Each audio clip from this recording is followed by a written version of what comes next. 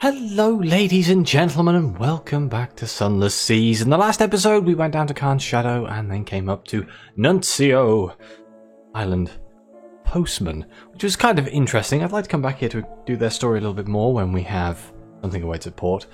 But I think we're going to start off by going and seeing what's up here. Even though I am kind of low on fuel and probably should be worried. But I'm sure it's fine. Let me just shine my light on here. There we go. Get it on the map. We're looking for Port Cecil, for God's sake. I don't want to... Problem is, I want to leave my light on so I can see things and uncover them on the map, but I also don't want to run out of fuel. Just send out the bat. Did we find it? Not that way, bat. I want you to go the other way. The way we haven't explored. There are no islands. A skilled crewman. This is the Zayler who came begging to you for a berth. He's done good work, this one. But he's keeping a little shrine to Salt, the nameless god of the horizon, at the back of the hold. Out here, a captain needs all the help he can get, even from sad, strange gods of farewells. We can forbid it. Let's forbid it. You'll have none of this nonsense aboard your ship. If the Salt even exists, its attention is dangerous.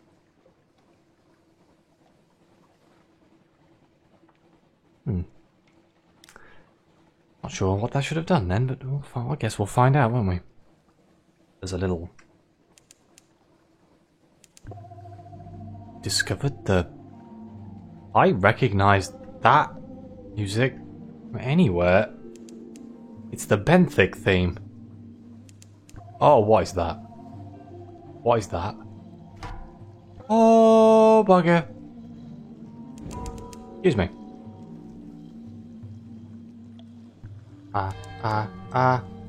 Hey, wait, Port Cecil! We are perfectly fine. Nothing went wrong there. This is where we've been trying to find. I'm trying to work out if it's actually the Benthic theme now. It might not be. But either way.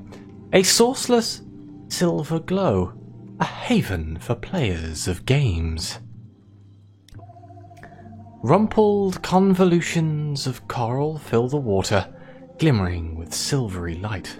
The harder you look, the more you see shapes amid the chaos, almost as if they were sculpted. This one would be a crenellated castle. That one, a horse's head. I'm guessing that's the horse's head? A neat little port huddles into the side of a coral island. Prosaic imperial docks and houses tucked away in a baroque organic chaos. In that curious silvery light, among the frozen chaos of coral, the scene has the unreal air of a pencil sketch, crumpled and discarded. Ooh, we can play chess. Chess is popular in Principalities. The port is full of exiles, drunks and washed-up Z-traders. They all play, often obsessively. Be careful, the chess pieces are carved from Scintillact. Here in the Principles, that can be very dangerous. Well, we have a 100% chance, so why not? Let's play chess. One more game. You don't know how long you've been playing. You want a match. Another. The rough coral tips of the chess pieces are smeared with blood.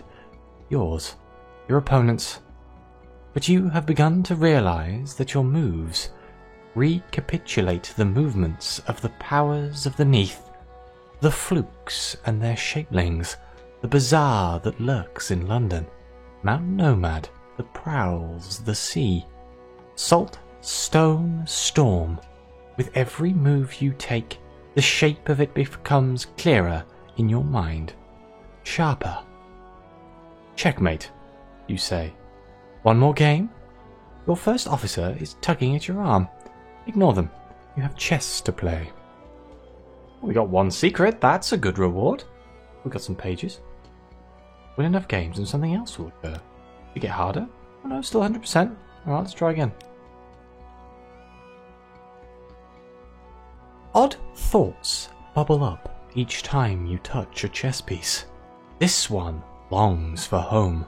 That one has a secret desire for revenge against the slayer of its rankmate. This will be a queen one day. Those would do better as metal. You taste the metal. You ignore these thoughts and move methodically to a victory over your opponent. He blinks. Checkmate? He asks helplessly. Okay, we got one more page. We got 1 pages. 100 fragment. Ooh, a 55% chance. Okay. Ah, you gotta risk it, right? Odd thoughts bubble up each time you touch a chess piece. This one longs for home. Yeah, we've done this. We've read this. Developments. Okay. Do we try the 37%? Let's try. See what happens. Damn, we lost. Your opponent shakes your hand. Time to go, he tells you. But don't worry, he'll be back. Her touch lingers. Her fingers are cold. We gained 1 terror. That's not that bad of a... Like, I was expecting that to be horrendously bad. Wait, can we just go again? It's the smeared with blood again. You've gained 4 secrets? Jesus. 29?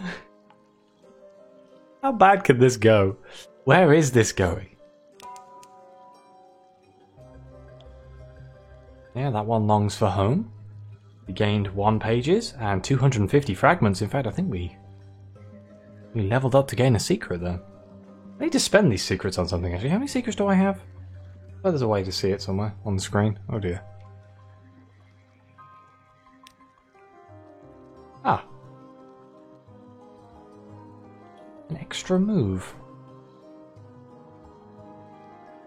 As you reach the crossroads in Port Cecil, a voice whispers, "Pawn to Bishop 6. A rearing shape the size of a cottage, rather like a mitred bishop. Indeed, stands 6 yards to your right. A crevice in its coral side might be a cave mouth. A stronger silver. You squeeze through the crevice into a narrow space like a stair. Irregular steps lead down. The silver light is strong here, and it grows stronger with each step downwards. What is happening? Where are we going? Silvery light fills the sea cave, dripping from the walls.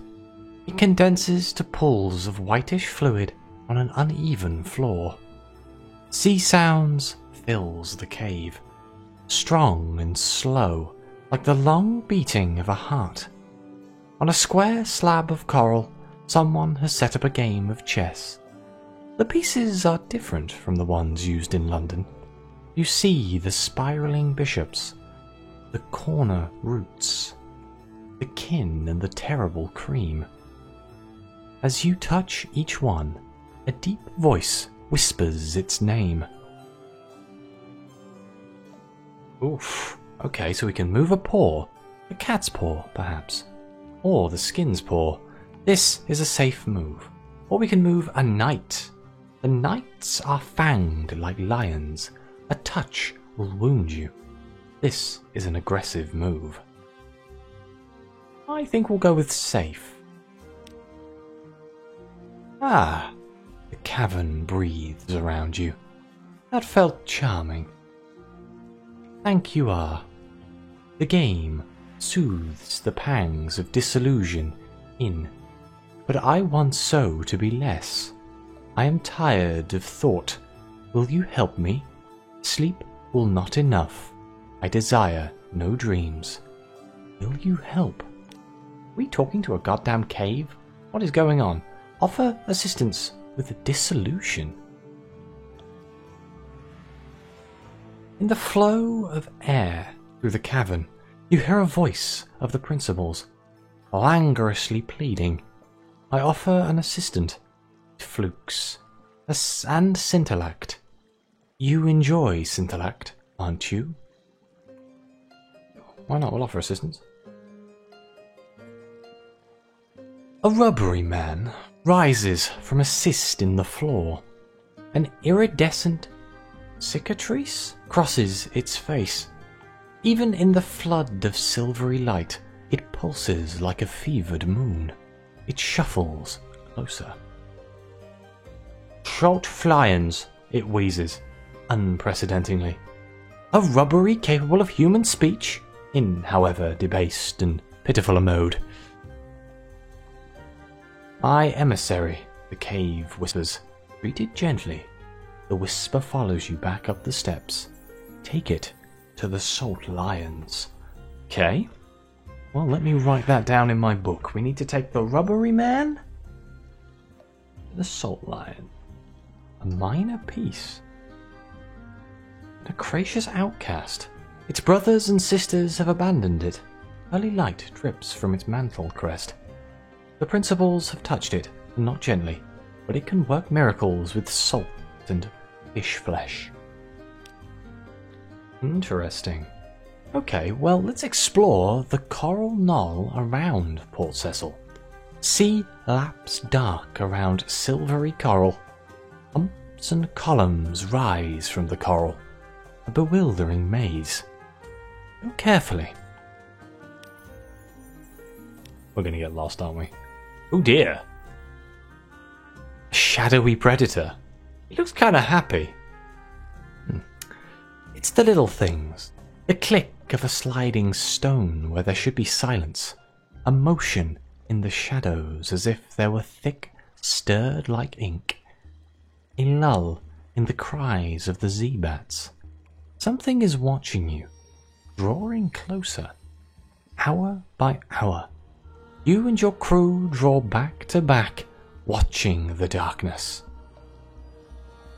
Oh, sweet Jesus. Okay, so we have a few options. We can wait, watch, and end it. It has stealth, but you have rifles. All you need is a clear shot, and you'll earn yourself a trophy. We can capture it alive. This could be tricky. Or we can retreat to the ship. Now, a small part of me wants to try and capture it alive, because of a chance of maybe getting a live specimen. But it's a high-risk challenge. 14%. Chances of us pulling that off are basically zero. Oh, it's 14%. But then shooting it is 25. But that's an extra 10% on top. So we could retreat. But I'm just going to click this and see what happens. If I die, this is the dumbest death I've ever made. Oof. You stalk it through the darkness, directing your crew to set up blinds and baffles and spikes and snares. It doesn't go well. One of your sailors steps into her own pit trap, and another backs off the cliff trying to do something elaborate with a rope. You see nothing more of the beast, but your wretched crew is proving to be more of a danger anyway. Back to the ship. Well, poo. Almost made it. Almost. A contact in the labyrinth. The Admiral gave you directions to take to meet your contact. Left, right, down. Into the labyrinth of coral outside Port Cecil. Over the silvered vein. Past the castellations to the unfinished court. Another rubbery man. Here is a rubbery man. One of the squid-faced bipedal things that infest the Seder hovels of fallen London. It looks ill, or infected. The pearly glow of the coral throbs from a seam along its shoulder. Its arm pulses in its face fronds. Otheruf, it pipes cheerfully. It hands you a page of notes smeared with tangerine goo. Can rubbery men write? The hand is elegant and disciplined. Times and dates precisely recorded. Interesting, but now we have 2 pieces of strategic information, which means we can create vital intelligence, I believe. Which is the whole reason I was trying to find Port Cecil. I'm hoping that opens up some interesting things. Gather some intelligence. what happens here? The older inhabitants of Port Cecil carry coral incrustations like a disease, splotched with silvery light. They like to go up into the limestone heights behind the harbour to lay their heads against the pillars and towers, stare at the roof of the Neath, dream open-eyed. Sometimes they speak of things far away, the Carnot's work, the smuggler's war, fathom king's secrets. Perhaps it's not all invented. Well, we can't bring a Blemmigan ashore. We can sell our Apockian chess piece. No, I don't have one of those. Do you sell supplies and fuel? You do? Oh, hello. Well, I'm going to pick up...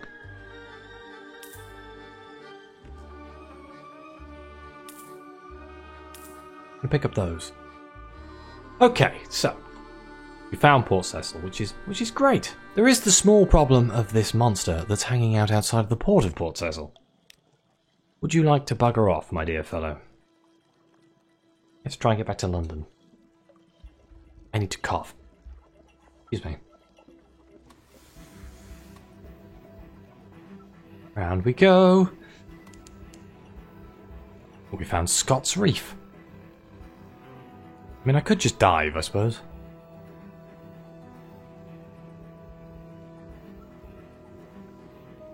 I'm going to be so upset. Wreck of the Emperor Wolfgang. What a name. If I come around here and there is a bigger fish, I'm going to be so upset. We all know it's a possibility. Oh, you guys probably know it's more of a possibility than me. It's all still new to me. It amazes me just how much stuff I haven't seen in this game still. So many, like, unfinished threads and storylines that I haven't finished. Aphiotic quills. I feel like there's going to be some sort of port. Some sort of underwater port somewhere around here. Oh no. I've got something caught in my throat. We could go back to Nuncio. Ooh, we could go back to Nuncio. We have something away to support. And it is just around the corner. If I lose any more crew, though, we're going to be in trouble. Whoops. Let's go pop into Nuncio, why not? See if there's anything new there. I want to know what the story is with all the flotsam and stuff in the water outside. I want to know if I can find out. There might be nothing there. I might be misremembering, but I know we have something to do there. I feel. Oh, there's a rat barge. I've been informed that the rat barge is literally a barge full of rats. You know, I don't know why I thought it was anything else, but yes, it makes sense. I was thinking like Sea of Thieves, the Bilge Rats, like it's just a clan of people or something, but no, it's actually rats, which is fantastic. Okay, so we're back at Nuncio. I think if it was going to be anything, it would be do a shift at the Dead Letters office. Ooh. We do have one dead letters. We can actually do this. Feed your undeliverable letters into the sorting machine. The gleaming hopper awaits.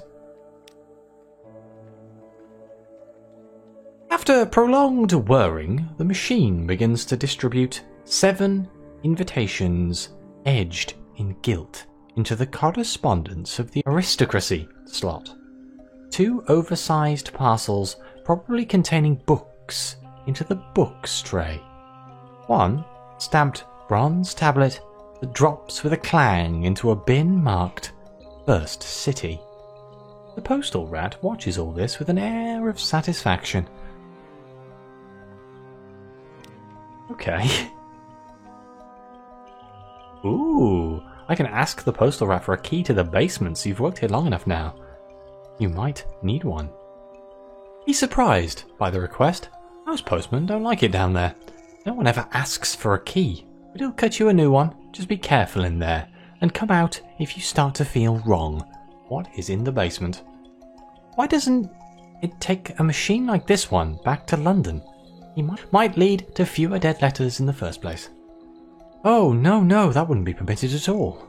There are strict rules about the initial handling and sorting of post. An experimental machine might mangle the letters. It's only the dead material that is unimportant enough to be entrusted to the Rattus Faber. His voice isn't bitter, but he twists a coil so hard that it springs sideways out of the machine and pings off your shoe. Makes sense, doesn't it?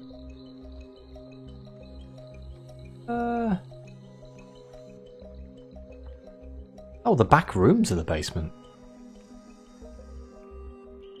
We make study of what goes on in the back room. We've got a 49% chance. Let's try it. The postal rat is forever making improvements to the machine, making it more able to distinguish between similar types of package, more sensitive to the age and significance of the contents. The current project requires encoding the entire contents of Slowcake's exceptionals into a drum of punched metal so that the machine will be able to recognize correspondence to or from persons of note and send it into its own proper basket.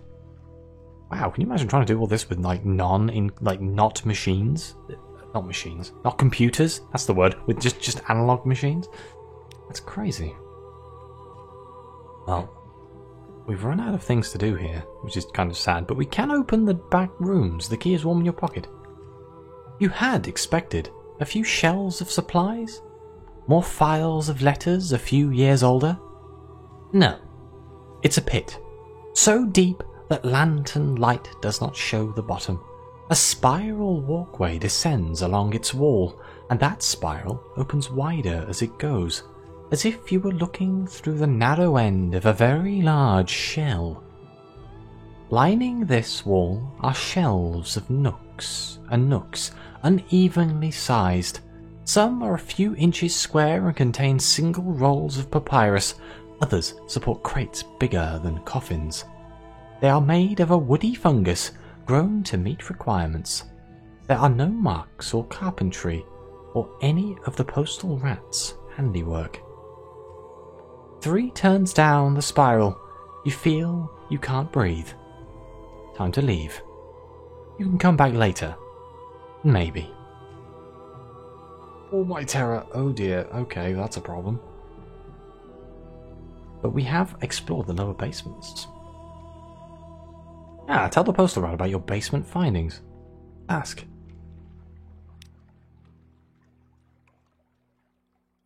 They say that's been there since before we came. Before there were Londoners in the Neath. Before there was a dead letter office. There was someone else. And they built the last layer on top of what was there before. And so on. When you press him a little further, he says, I've been down there. Didn't like it much, but I wanted to test my machine. Thought if it could handle some of the very old dead letters, that would be a good sign, you know? Evidence the machine is in working order. Good, strong sorting categories and so forth. He pauses. There's letters down there that set your hair on fire if you so much as look at them. See the bowl patch on my left leg? That wasn't a machine accident. Oh no.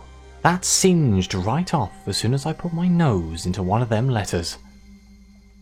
Oh, it's correspondence. Literally. So if we take fire, if we get flares, foxlight candles, we can go down into the basement. We can go with mirrors, which seems stupid. Arrange contraptions, divert light. I suppose that's actually a really good idea if you've got enough mirrors. Okay, let me write this down as like a separate thing that we might be able to do. So I need 5 foxfire candles and 1 flare. That's for the nonce. Oh. Great. There we go. Perfect. And I think we're actually done here in Old Nuncio. Well, for now, anyway, until we come back again. But I do like this island. I think this may be one of my favourite islands. I like the story of it. But I am going to I'm going to end the episode just a little bit short. By a little bit short, it's probably like 10 minutes short. But I have things I need to do. I'm running super late today, so I do apologise. And I need to edit this and get it done. So, thank you very much for watching. Please like, subscribe, let me know what you think. Your comments are greatly appreciated. I do read them all, and some of them have been very helpful. But as always, I'll see you next time.